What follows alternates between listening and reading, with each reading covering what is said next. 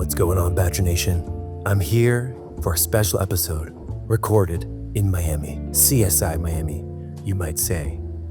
Conversion scene investigators. When you get to Miami, everyone here is selling something. From coconuts to conversions. You just hope that you're not the one getting sold. Today on the show, we've got my dear mastermind partner, who I've masterminded with many Wednesdays for years, Steve Patenaude from Montreal. Today, we're going to be taking a look at 5 crime scenes. 5 crime scenes inside Amazon advertising accounts. Being a good PPC manager means being a good detective. Today, my friends, we're going to investigate 5 crime scenes that you might have inside your PPC campaigns.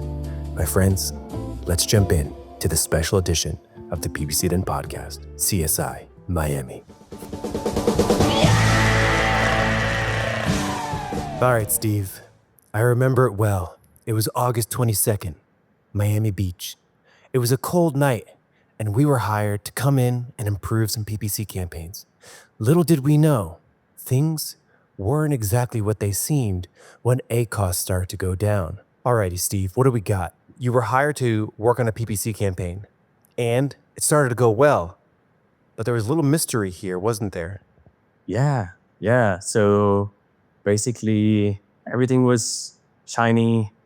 But when looking at more in depth in the campaigns and everything that was going, started to look outside of just the PPC and saw the brand was doing a push with subscribe and save coupons.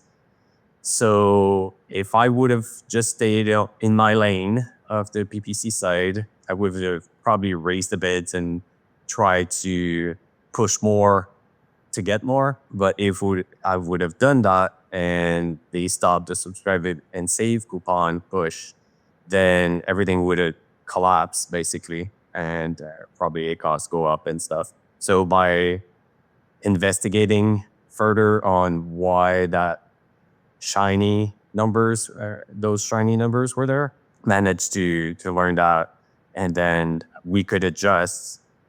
So I could push when basically they do the push, and then low back when they're not doing it. At the end of the day, it gave us a tool for that specific brand that we just did. So that was a few months ago, and we just used the same lever because we had that tool now that they found out the right percentage they had to do in subscribe and save coupon. And then on my side, I was ready to rock with that, and we had good results. You know, it's interesting because we often do those kinds of investigations when performance is bad, in the sense of, why is my conversion rate dropping? Why is my ACOS going up? Let me go investigate what the market's doing, or if there's been any changes for the brand. And I thought it was really keen of you to investigate when performance is doing better than expected. It's like, wait a second, what happened out here? And what you found was that the customer was doing a subscribe and save push.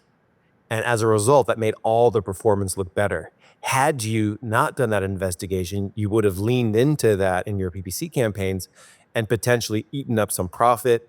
Or once that subscribe and save push is over, you would have been looking at a very high ACOS because everything would have been increased as a result. So that's very sharp of you to be able to do that.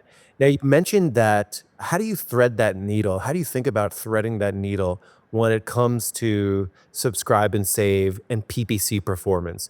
Meaning, if there's a certain percentage of customers for every order you get on PPC, knowing that there's going to be some recurring revenue. So it's almost like you move from a pure ACOS driven model to a full business cost to acquire a customer, because you know that if you acquire a customer, some percentage of them will become subscribe and save, making the overall business a little bit more successful. How do you think about goal setting in terms of PPC performance? Like when you're inside and you're looking at ACOS, total ACOS, and overall business revenue and maybe overall business profit, how do you factor in subscribe and saves? Like, do you set goals by setting a higher ACOS target, a higher total ACOS target because you know that some people will be coming back, or how do you navigate that? So in that, it's just before to answer, in that specific case, the cost went down. So that's kind of wasn't really the goal, because often with repeatable products, the costs we can look at, and to answer your question, we can look at a cost that is higher. And for me, the two main numbers, there's multiple numbers, but two that I look a lot with the client is the lifetime value of a customer for that specific product. So the profit for that product, for that customer, is different because they're going to purchase 2, 3, 4, 5, 6, 12 times, depending on how long they stay, and the number of subscriber. So those are the two. If your number of subscriber are always going up and you have your lifetime value, then you can really have a sense of the impact of getting a new customer. So how much can I spend to get that new customer? How long it's going to stay? How much profit that customer is going to bring? It's always averages, because Subscribe and Save, in that specific case, I think it's, if I remember correctly, it's like 50% don't do the second order. So you need to figure out that part also, is how many, and we have more and more data in Amazon on that front in terms of how many do purchase like just the one with the coupon, and then they don't purchase anymore, or purchase 2, 3, 4, 5 times. So you need to know those numbers. So those are not PPC, but they are very valuable information, because then we can discuss how much we can spend or invest. I prefer investing, to invest in acquiring a customer. So the takeaway here is to never optimize PPC in a vacuum, and that the best PPCers are always looking at what factors are influencing PPC. For example, Subscribe and Save, both from a goal setting standpoint and a performance standpoint. So that's really interesting to hear. Well, it looks like this account just got optimized. I showed up to Little Havana. There's always something magical in the air here. The air was thick with Cuban music and confusion. Now, Steve, you set up campaigns perfectly based on all the best practices. However, little did you know, a truck was barreling your way, and you weren't quite ready for it. The issue: listing suppression masquerading as poor PPC performance. Now let's dig into this, Steve. This is almost like the opposite of case number 1. In case number 2, you had been doing everything in this PPC campaign. However, ACOS started to increase and sales started to go down. Another lesson of not optimizing in a vacuum. What was your first instinct when you noticed that, hey, why are all these best practices making performance worse? What did you first think? The first number before, like, of course, when ACOS goes up or sales go down, then it's kind of a red flag. It's the 911 call that you get. That's why we showed up to the scene. Yeah. So conversion rate really dropped. So something that I like to look at is graphs. So looking at numbers one by one, sometimes you don't see trends, or you don't see. So by having graphs, it helps sometimes. And in this case, it did, because I could see the drop exactly when in conversion rate. Of course, if I put the same in terms of ACOS or sales go down, like they all go together. It's just one influence, like conversion rate dropping usually will impact the rest of the sales and ACOS going up. So they're going together. They're kind of the suspects that goes together. So by looking at conversion rate dropping in campaigns, then had to go deeper. In that specific case, it's apparent with multiple listings. In some cases, the campaigns were just that specific SKU. In other campaigns, they were all the the full family was in the campaign for different reasons and different reason that it was set up that way. So had to go deeper. The campaign that performed the best was the one with multiple child in it. That was the one driving most of the sales. So that's why that one kind of triggered the 911 call first. And going deeper, saw that the best ASIN in that campaign stopped to perform. So had to go further and further to basically go in the account and not the business, not the PPC side, but the business side, and saw that the ASIN was suppressed. And if I put everything together in terms of time frame, they all were linked together in terms of when that happened, then the rest happened. And then by that one being suppressed, another ASIN started to get traction in terms of traffic, was not converting as well as the other one, because the other one was the best converter in that campaign. So that's by knowing that, then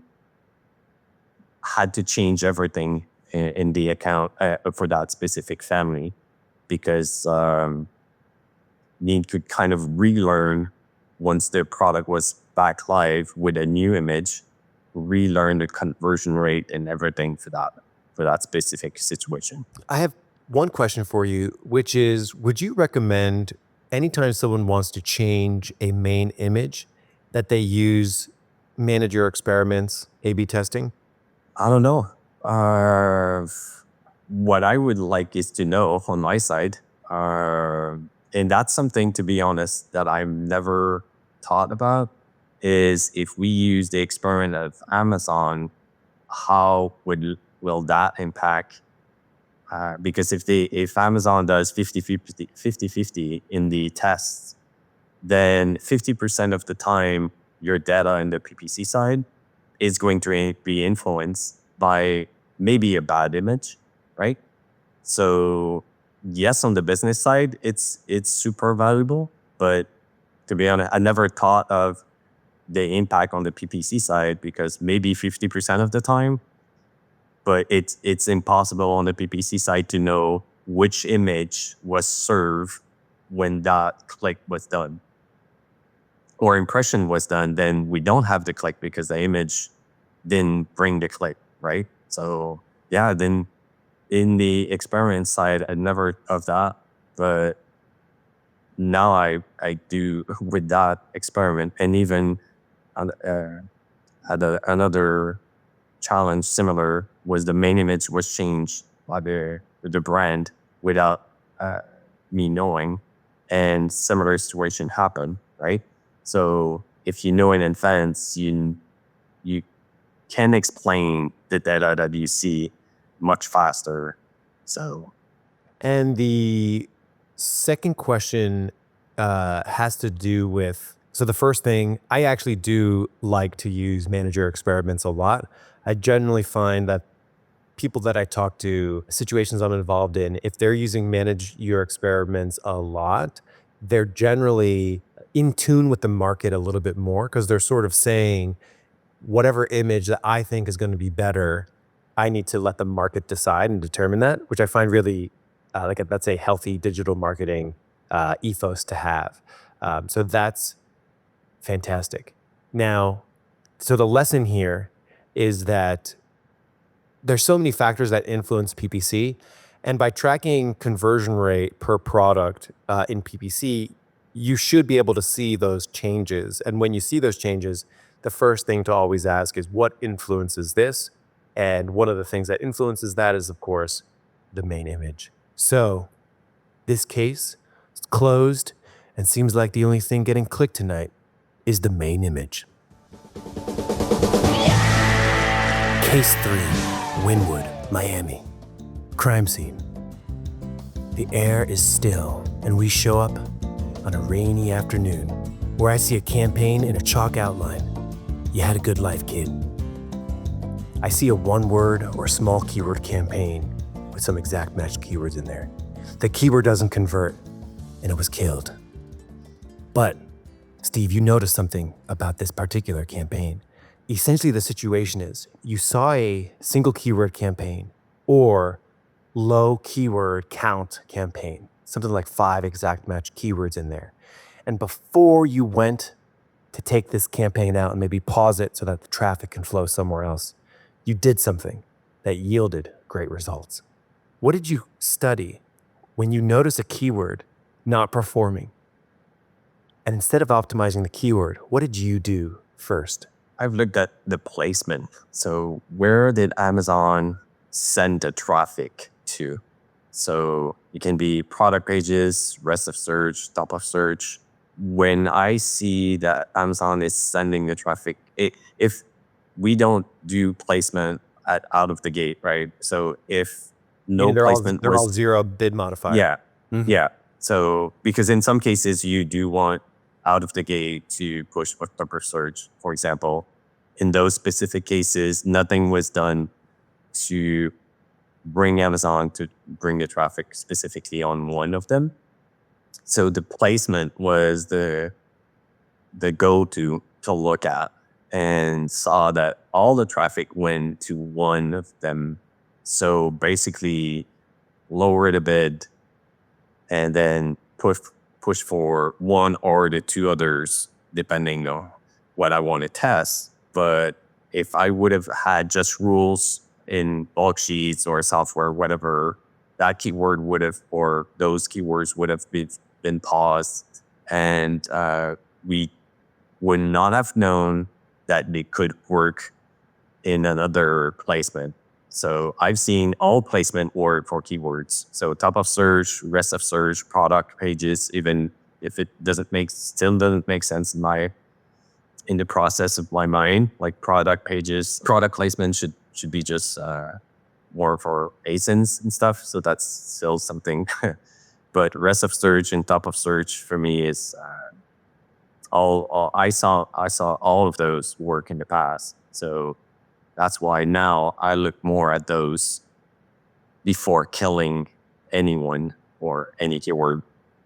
There's a lot of nuance when it comes to PPC. Another piece of analysis that I do as well when determining, like, is this a good keyword or bad keyword, is also what comes up a lot is, well, I'm looking at the last 14 days for a keyword. What did it do in the previous 14 days? That helps me identify any like short-term change in the performance. Maybe historical performance is good, but just recent performance isn't. So always like looking at the right length of time is helpful too. And in the same vein, also looking at the placements for how did the placements perform. You sometimes or will look at a keyword and see the combined performance, and you might notice that a certain placement is doing well, another one's doing poor. So sort of doing that placement reset in a way where you look at the campaign's influence on it. In the same vein, if you don't have like segmented keywords or isolate keywords, so something also that I saw a few times is the same search terms, perform better in one spot than the other. So if you have the same search terms in different campaigns, so let's say auto campaign, broad, and exact match, for example, if you do just a pivot table and learn about that specific search term, it might get a okay type of results in terms of conversion. But if you look at them one by one, maybe your broad is converting a lot better than your exact. And then you can learn more about placement on those specific ones, which one brought more of that conversion.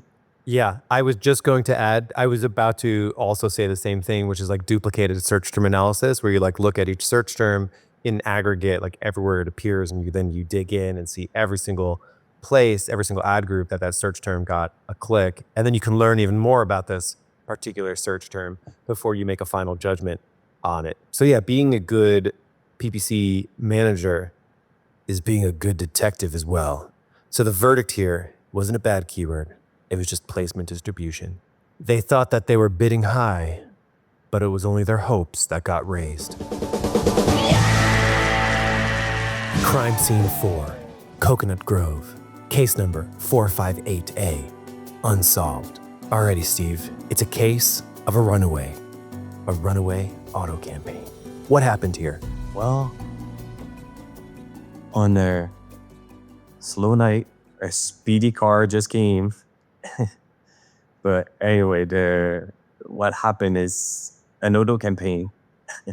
An auto campaign just started to spend 5 times more out of the blue. Like if you look at the graph, steady for weeks and weeks of spend, and then 5x the spend without any change, because that's the first thing I've looked is why. So did someone did something to the bids or placements or whatever could have impacted that? It can happen a lot. A lot of people have access to an account. You never know. Someone might just get Yep. in there and change a budget, change a bid without telling you. Yep. And no, the only thing that changed that it's a case unresolved so far because it's impossible to make sure it is the only element, but the main image was changed. So that's basically price was not changed, like the rest was not changed. But because if the price was changed, that could have explained if the price drop could have explained the Amazon bringing more impressions and love to that product. But no, the main image was the one. You know, it's interesting with PPC, you'll be inside a campaign looking at it down at the most granular level of a search term, and then the target, and then the campaign, and then you get even further up, which is like the individual product. This sounds like a case of maybe a competitor, perhaps. Something happened to a competitor, maybe a competitor that gobbled up a lot of sales, went out of stock, perhaps, and they going out of stock resulted in you getting more traffic. So it's almost like this comes up a lot, like being a good PPC manager is being a good detective and like knowing like, was there a change in the campaign? Was there a change to the product? Was there a change to the competition or the market? Each one of those layers is really vast, and figuring out like where the change happened, it can be really tricky, but it's worth it to investigate. Is that your hunch currently? Like, do you think that a competitor, something happened to the market that resulted in this? Maybe the product type was on Shark Tank or something, and now people are searching the product more. Really, the only thing that I could figure out was the main image. But I've seen all that you've mentioned, the Shark Tank, the ASIN on TV. I've seen that one where the product that ASIN on TV was not on Amazon. So a really similar product just started to get, and by questioning the customers that purchased, the customer told the brand that they were searching for that product as seen on TV. So I've seen it all in terms of what, and that one would have been really difficult to find out as an investigator if a customer would have told us. But yeah, right now the only suspect that I have is the main image. Still don't get why, but Another place I would investigate is, of course, search query performance report, the summed value of all the impressions. I know this is an auto campaign, so you're probably getting a lot of non-search based impressions, but I think that's interesting as well, because those swings, like if you were to download a search query performance report and sum the total market impressions, there's some huge swings there from one week to the next sometimes. Sometimes they have no impact, sometimes they can have a big impact. Another point of investigation might be one of my favorite tools, the Product Opportunity Explorer. They have that graph of how many competitors were advertising in a particular niche. I'm sorry, were available to purchase in a particular niche. They also have weekly conversion rate and weekly sales, which can be helpful as well. So the data doesn't lie, but it sure knows how to cover its tracks. Alrighty, our last case. Unfortunately, we're in downtown Miami, and unfortunately, we've got a case of domestic abuse. They always say it's someone in your life that you know who might be an abuser. In this case, was no different. It was branded spend, driving up our cost and hurting performance. So, we decided to put a restraining order on branded spend. Alrighty, Steve, This gets talked about so much. Every brand, this crosses their mind, which is I'm looking to boost profitability. I want to ideally spend more profitably. And they look at their search term report and they'll put a filter for branded spend, show me all my search terms with my brand name in it. And it can sometimes be a huge sum of money spent on terms with the brand's name in the search term. Lots of different companies will have different philosophies on this at different life cycles, at different stages, at different levels of market share of voice or market penetration. And it's an interesting thing to wrestle. And in this case, a brand came to you and said something along these lines, which was, can we reduce spend to increase profitability? And what makes PPC such an investigative exercise is because you can do this in brand A and have it work great. You can do this in brand B to poor result. And sometimes you can do this in brand C and it's a little bit murky and you need to dig even deeper. What did you find and what have you found over the years of trimming down branded spend? Maybe maybe it doesn't go to zero. Maybe you're just trying to reduce brand spend by 50% or 20% and see what happens. So what have you noticed recently? The first for me is it depends on the size of the brand awareness or known outside of Amazon. So in that specific case, we're working because it's still right now ongoing because of some of the first results we got out of the test of lowering the spend on the brand side is so we didn't get the results that we were expecting, basically. So I can maybe just share a bit because one element out of the gate, we put some elements knowing that we were doing that. So we had some cameras a bit everywhere to watch some suspects around that time. So we use search core performance. One of the elements was, of course, tacos, profit, and all of those, because that was the main goal, is to get more profit. But at the same time, we wanted to make sure that we didn't lose too much of market share on our brand. So search word performance is a good place to look. Because it'll tell you your brand's share of sales for branded terms. Exactly. So basically, you looked at the search core performance week by week. So took 6 weeks before the start of the test, and then did an average per week. So we had enough weeks because if I just compare week 1 week, it could have been like just a fluke week that didn't had really the right numbers. So the goal was to have enough data to really have something to compare of. So right now we have 6 weeks of pass and 5 weeks of the goal to lower. And after the first 2 weeks, already we saw something, and now it's stabilized, but still we're looking to go deeper in that front. So quickly, search volume didn't go down that much. The total of impressions didn't go down that much overall. Even that for me is kind of a something. So why would we lose 5% of search volume in impressions? But we did lose that in the average. So the 6 weeks versus the 5 weeks. The clicks went down about just a bit above 5%. So until there, it's kind of okay, went down by 5%. Why? It's kind of a question mark. But where it starts to get interesting is add to cart went down by 9%. So we lost some search volume impressions, a bit of click, but add to cart went down further. And then the purchases went down even further. The overall purchases went down by 15%.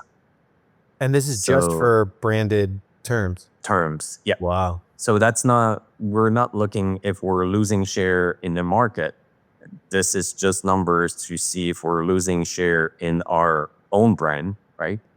So now the question is, and kind of now it's the investigation is even, I would say, more fun if you like to investigate, because now there's multiple suspects that you can look at. Did the brand, and that's something that we need to go deeper, is did the brand lower their effort outside of Amazon? Because that could be one suspect, right?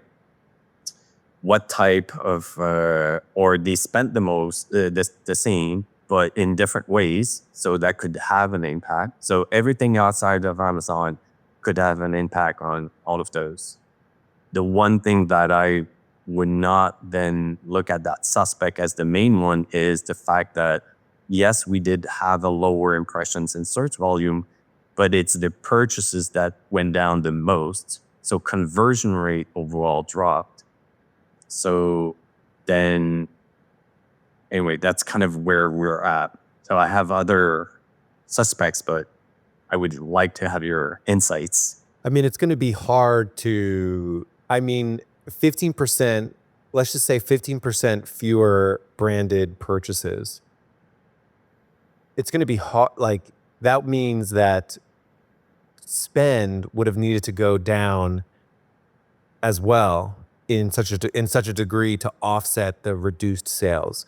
All the numbers that I've mentioned is not it's the overall market, not our, because we did keep about the same percentage. We lost, I think, could look, but I think 2% of the market.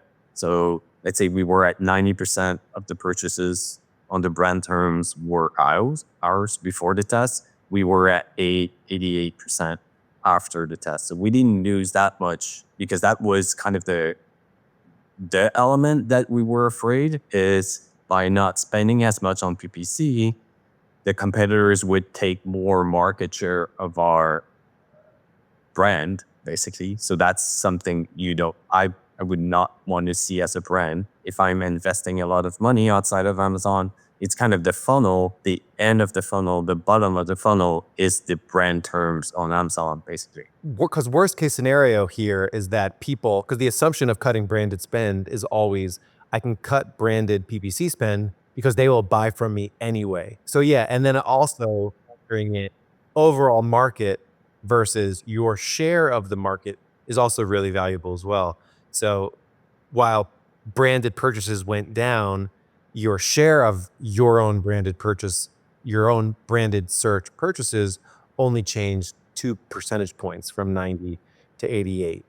And I guess it's really difficult to test things in Amazon for all these reasons, meaning you could do nothing, change nothing, do nothing, and your performance will change from one day to the next, 1 week to the next, even if you don't touch a single thing. And it's always difficult to look back and be like, well, let's say you touch nothing and your performance gets better, you always have the feeling of, well, what if I did make some optimizations? Could I have even better levels of performance? Or if your performance goes down, you can always look back and be like, well, if we, made changes or didn't make changes, it would have been even worse. So it's like always difficult to piece this together. I think the things that I'm mostly concerned with when cutting branded spend is, of course, my share of branded purchases, because that's really the worst case scenario that you're trying to mitigate against, which is any sales that I lose when somebody searches my branded terms. Will I make up for that by spending less? And it, depending on the how much you were spending on branded spend, how much was cut from branded spend, those 2 percentage points of lost branded share of branded purchases may be fine, or they might not. So it really does, you'd have to look at how much you were spending on these terms. You could almost try to approximate like what those 2 points were worth. So like if you didn't cut branded spend and you stayed at about 90% purchase share, how much would that have cost you? And like in this, because you can do like, historical analysis. So you can assume like whatever you cut, add that back. You lost 2 points of market share for your branded terms. How much revenue would that have been? And then you can sort of get your analysis there. That's like a fun piece of analysis to write. To finish on that case, the 2%, if everything else would have stayed the same, I think at the end of the day would have been, well, we went down on the tacos by 2%, so we have more profit. That 2% is worth the profit that we got out of it. But the concern right now that I have in that case is the 15% of total purchase for the brand terms that went down on Amazon. Was that because we were not as much shown? So people looked at the other ones and finished by not purchasing at all on our brand terms. So that 15% drop in total purchase, that's the percentage that I'm looking right now and investigating why that 15% happened. That's strange. The times where I've seen cutting branded spend work well, it's usually very cut and dry, meaning like we get rid of 25 grand of branded terms and we can clearly look at our, profitability and find the extra 25 grand of spend that we didn't spend. We now see that as profit, and our share of purchases for our own branded terms has not changed very much. And that's usually because the brand has such an incredible market share that the odds of someone stepping over a competitor ad to go to their organic listing is incredibly high. And not every brand can do that. Like for a lot of brands, if you appear number one for your organic search result, but there's a competitor there with a better offer, people will go to that ad. So you don't want to do your competition any favors by letting their potentially better offer be shown first. So it's a delicate balance, and I've usually seen it to be cut and dry. I have a sense here that cutting the branded spend might not be a good idea for this brand. Yeah, in their case, it's the high-end type of product in the market. So linking of what you've mentioned, maybe the offer of other ones brought the customer to another journey than purchasing our product. Amazon shoppers have wandering eyes, and Amazon knows that well. That's why there's tons of other products on any singular product page, for sure. Well, as they say, sometimes you optimize the bids, and sometimes the bids optimize you. Alrighty, Steve.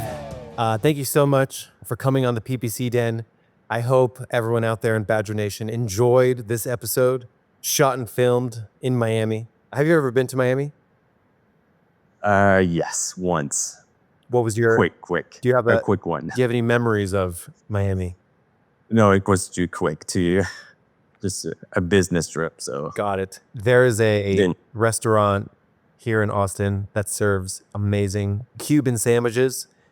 And every time I go, I'm like, how do I not go to this place every week? It is like the best Cuban sandwiches that I've ever had right here in town. So, Steve, thank you so much for going over these 5 cases. I think the big takeaway is to be a good digital marketer on Amazon. You must be a good detective. I've always thought that to be true, because when performance changes, the best marketers know why it changed and how can I influence this better in the future. So Steve, there's links to your LinkedIn in the description of this video. Thank you so much for coming on the show. And we mastermind every Wednesday together. So I've loved interacting with you in those mastermind calls, and looking forward to learning even more from you in the future. Thanks so much, Steve. Thank you. And everyone else, I'll see you next week here on the PPC Den podcast. I've launched campaigns and picked keywords.